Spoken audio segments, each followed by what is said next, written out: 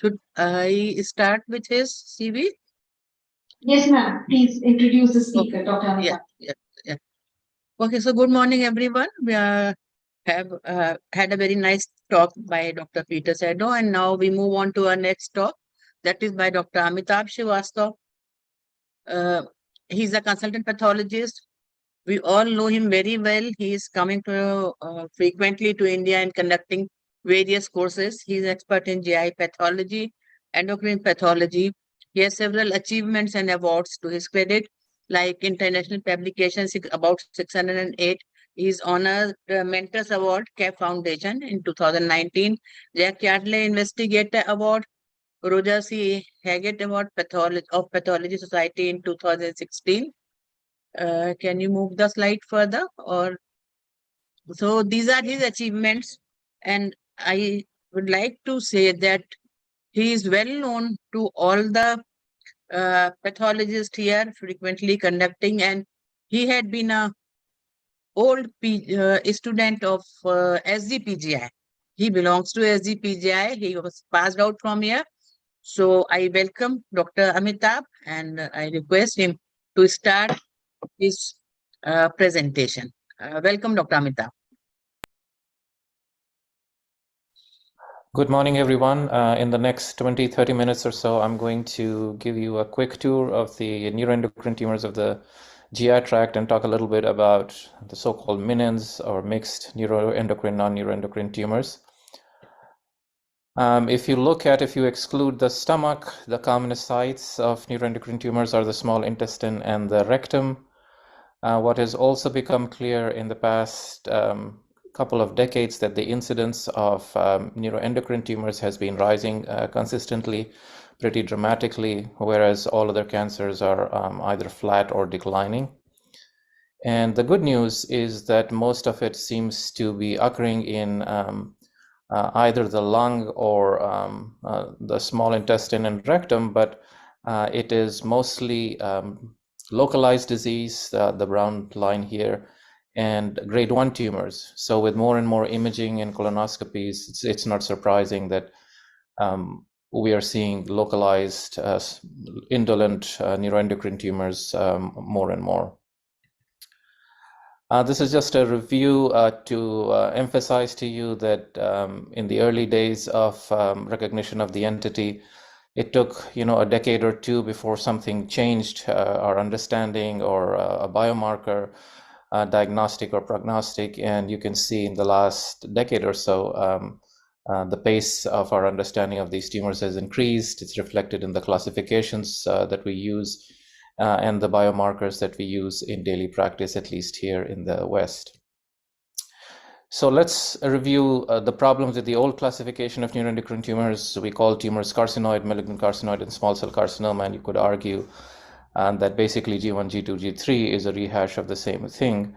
But essentially, there's a few key points to remember. When we call something a carcinoid, the oncologists often mistake it for a serotonin-secreting neuroendocrine tumor, and they may order 5-HIAA or breakdown products and think of the carcinoid syndrome, and which, as you know, only the ileal carcinoids in the GI tract secrete serotonin to any significant degree.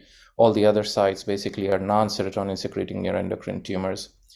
And then not all disseminated neuroendocrine tumors present with carcinoid syndrome. Dr. Singhi spoke about the pancreatic neuroendocrine tumors yesterday. If they go to the liver, you don't really have a carcinoid syndrome.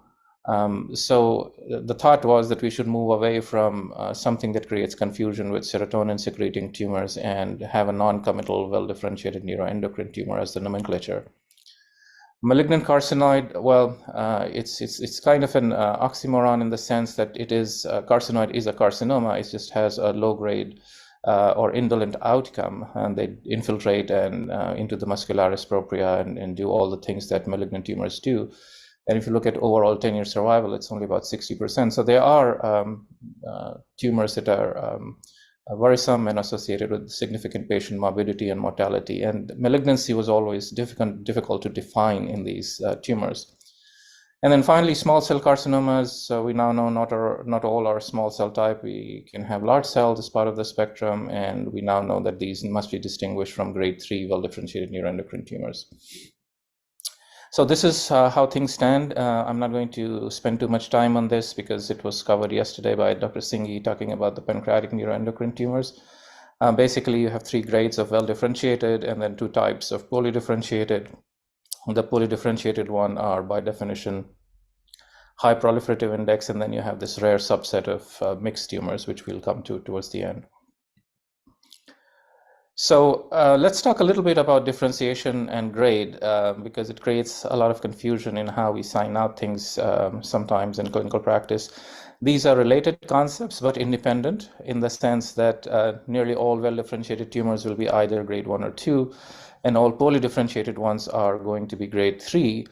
But differentiation is not related to the proliferation or Ki67 proliferative index or the mitotic count. It's related to tumor architecture, and I'll show that in a minute.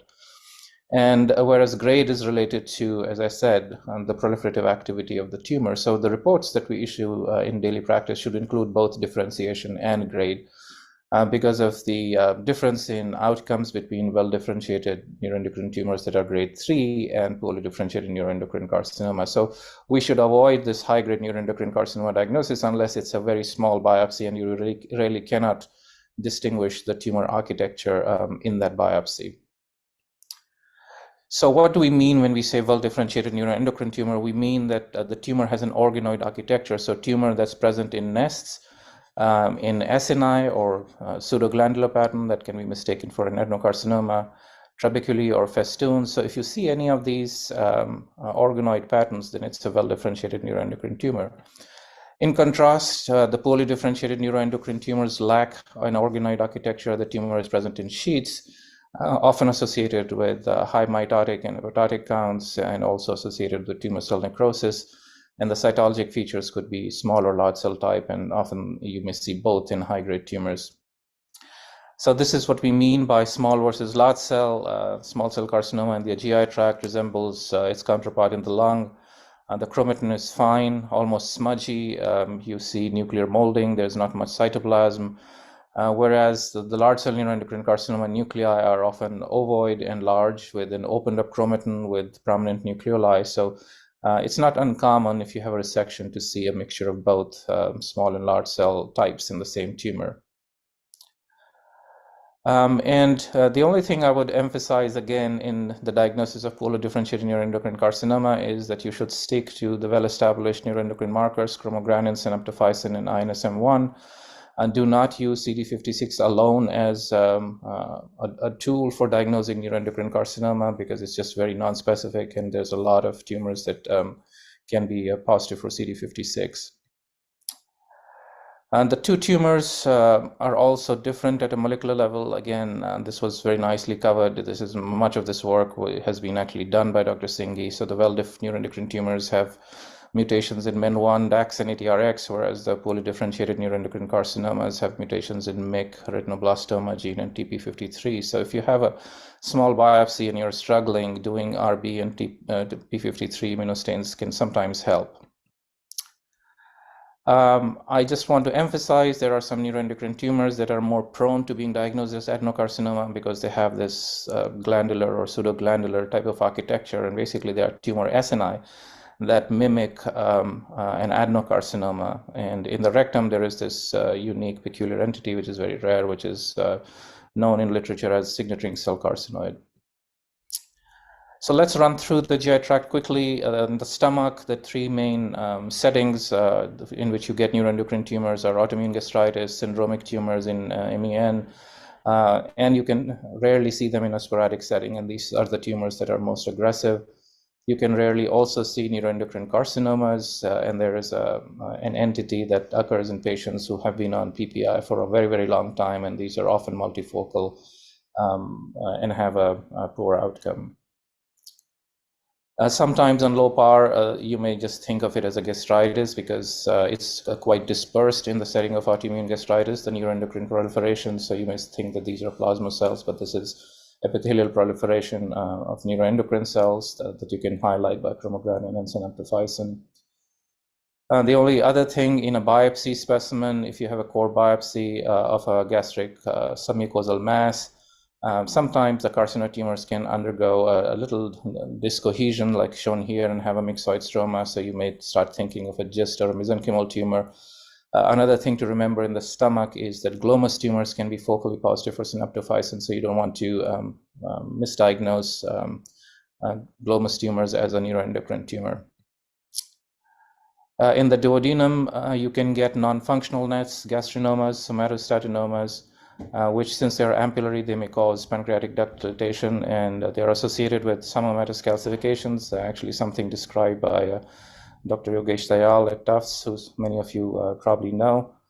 We are not going to talk about gangliocytic paragangliomas, and then neuroendocrine carcinomas are similar to other sites. And then you can get tumors in the duodenum or ampullary region in a syndromic setting, including the very rare polycythemia paraganglioma somatostatinoma syndrome. So this is what I was pointing out, that you should be careful in the ampullary region. If you see something like this infiltrating to the muscle, and don't mistake it for an adenocarcinoma. Often in half of these tumors, you'll see calcifications or samoma bodies, which are helpful. They're not really specific for somatostatinomas. You can see them in any neuroendocrine tumors. I've seen them in ileal carcinoids. But essentially, the point is that this SNR architecture or pseudoglandular architecture can be mistaken for an adenocarcinoma, and you need to do the neuroendocrine markers to make the right diagnosis. Rectal carcinoids are increasing in incidence. Most are small, grade 1 lesions, as I said at the start of the talk. They can be sometimes large, and about 10 to 20% will metastasize. Peculiarly enough, these are negative for chromogranin A and positive for synaptophysin. They secrete chromogranin B, so if you have antibodies for chromogranin B, you can highlight them, but it's usually not necessary. And then, as I said, the signet ring cell variant is likely due to, we don't know too much because it's so rare, but it's likely a degenerative type change in large rectal carcinoids, and I'll show you an example.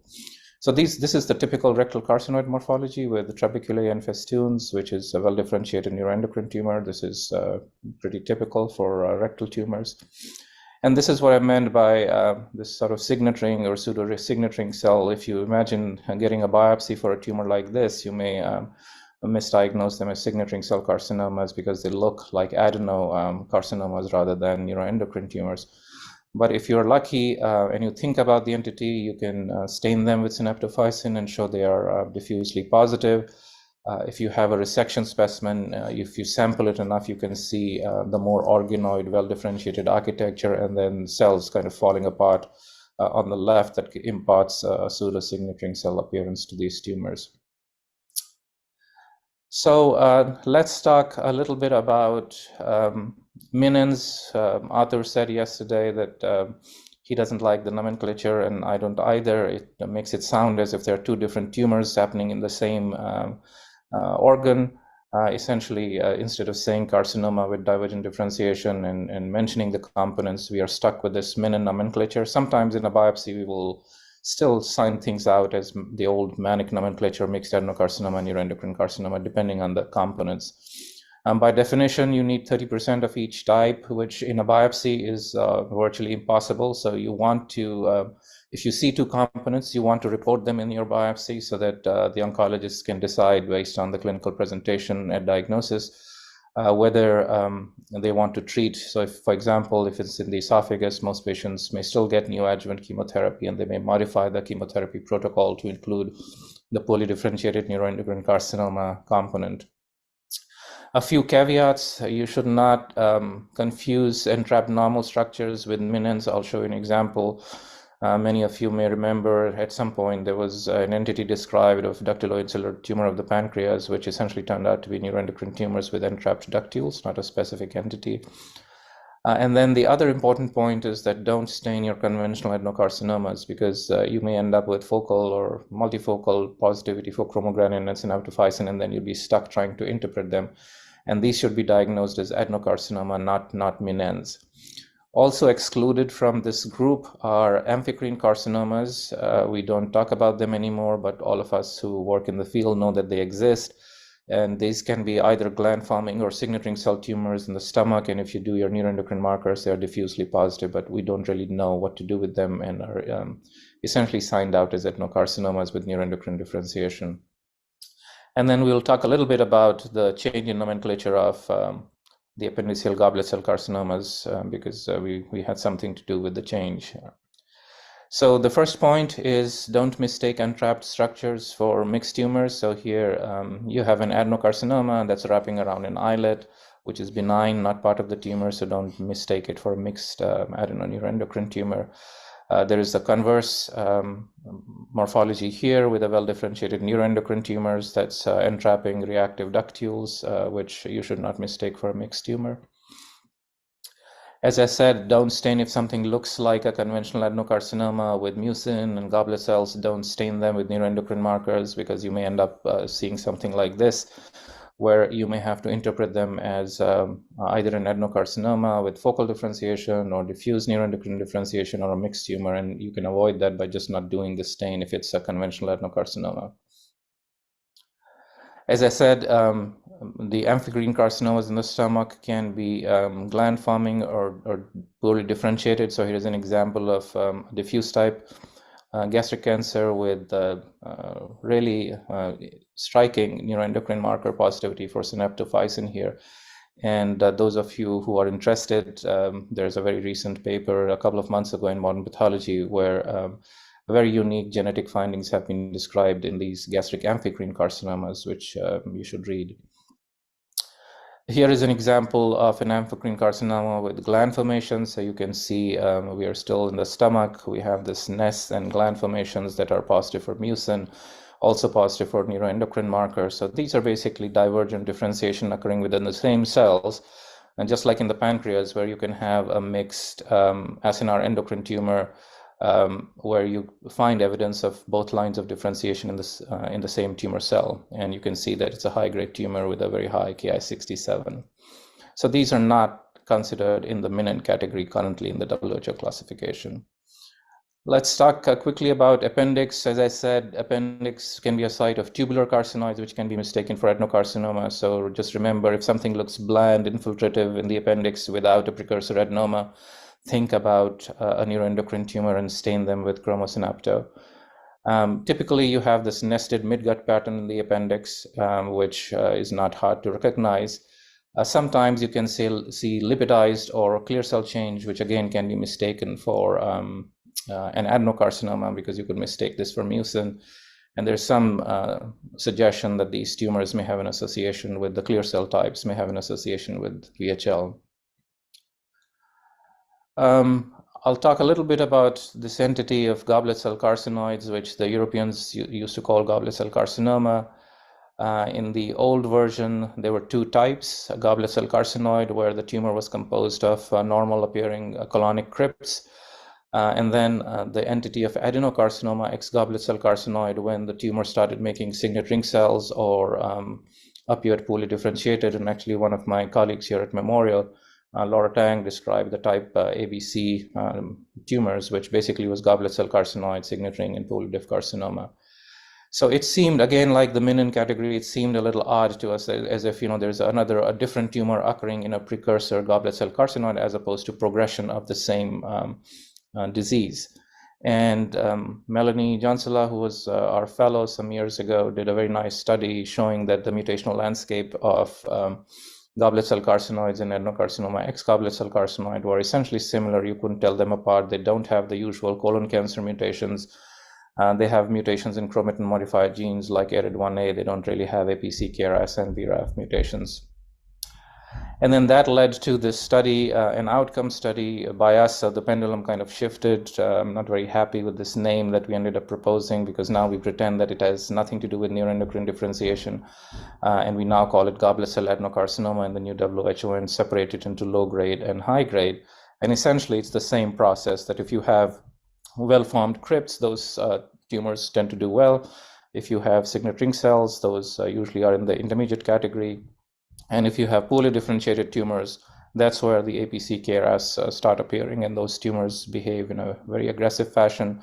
They don't really respond to chemotherapy for colon cancer.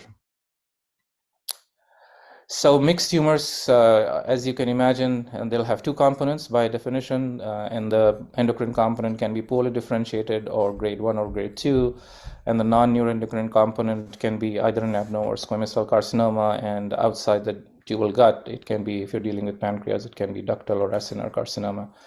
And there was a thought that if you have an adenoma as the non-neuroendocrine component, the neuroendocrine tumors usually are G1 and G2, which we know that is not true because tumors don't really follow the book. And so here's a nice example of a small cell carcinoma arising in an adenoma with, you can see multifocal lymphovascular invasion, and the patient presented with widespread metastasis and died within 6 months. So any combination of tumors can basically, the exocrine and endocrine combination can happen. So I'll just show you a few examples just to emphasize what you should be looking for. So you want to see two components, unlike the amphicrine carcinoma where there are two types of differentiation within the same cell. Here you have to have two components. So this is Barrett's adenocarcinoma, gland-forming tumor, and in the middle are these clusters and nests that have a very high proliferative index, and they are diffusely positive for chromogranin. The glandular component is negative for neuroendocrine markers, so this fulfills definitions for a mixed tumor. Of course, you have to give the proportions of each component. If you have a resection specimen or in a biopsy, you have to mention what you're seeing. Here's an example of a lower intermediate grade adenocarcinoma associated with a well-differentiated neuroendocrine tumor. Doing MIB in these cases is very helpful because it gives you a sense of what component is more likely to metastasize. So here you can see the gland-forming tumor is much more higher grade, whereas the well-diff tumor has hardly any labeling. So it's a grade 1 well-differentiated neuroendocrine tumor associated with an intermediate grade adenocarcinoma, and the neuroendocrine component is diffusely positive for chromogranin. In the colon, which is probably the most common site for these MiNeNs, you can have a well-differentiated adenocomponent with a poorly differentiated carcinoma. You can see sheets of tumor cells here with lots of mitosis and apoptosis. It's positive for neuroendocrine markers and has a very high proliferative index. So this is a well-diff adenocarcinoma with poorly diff neuroendocrine carcinoma, grade 3. So you still want to do the same thing, give some sense of differentiation, and also give a grade in these tumors. And here's a core biopsy of a retroperitoneal mass, again, coming from the colon, where you can see, it's almost like, the best analogy I can give you is like a mixed cholangiohepatocellular carcinoma, where you want to see two distinct components. So you can see the gland-forming adenocarcinoma component here that's positive for mucin, whereas this poorly differentiated solid proliferation is positive for chromogranin and has this very high proliferative index on a Ki67. So molecular features of MiNeNs, Arthur mentioned yesterday that these are closer to adenocarcinomas rather than well-differentiated and neuroendocrine tumors. So they have mutations usually in APC, KRAS, and P53 and SMAD4. Microsatellite instability is usually uncommon. So this suggests that these are tumors that show divergent differentiation in an adenocarcinoma, and they don't really arise de novo. And as I said earlier too, that showing that you have loss of retinoblastoma protein on immunohistochemistry and a mutant pattern can be helpful if you have small amount of material and you're trying to differentiate whether it's a poorly differentiated adenocarcinoma, poorly differentiated neuroendocrine carcinoma grade 3 versus a grade 3 well-differentiated neuroendocrine tumor. It's not absolute, but most of the time it helps quite a bit. So how to treat? Not surprisingly, if you have just one component in your biopsy sample that's metastasized, then obviously we'll end up treating the metastatic component. If you have two components in your biopsy, we end up treating the more aggressive component. And if it's not clearly defined, you don't have a biopsy of the metastatic tumor, then you look at the primary tumor and treat the most aggressive component in the primary tumor of the MiNeN.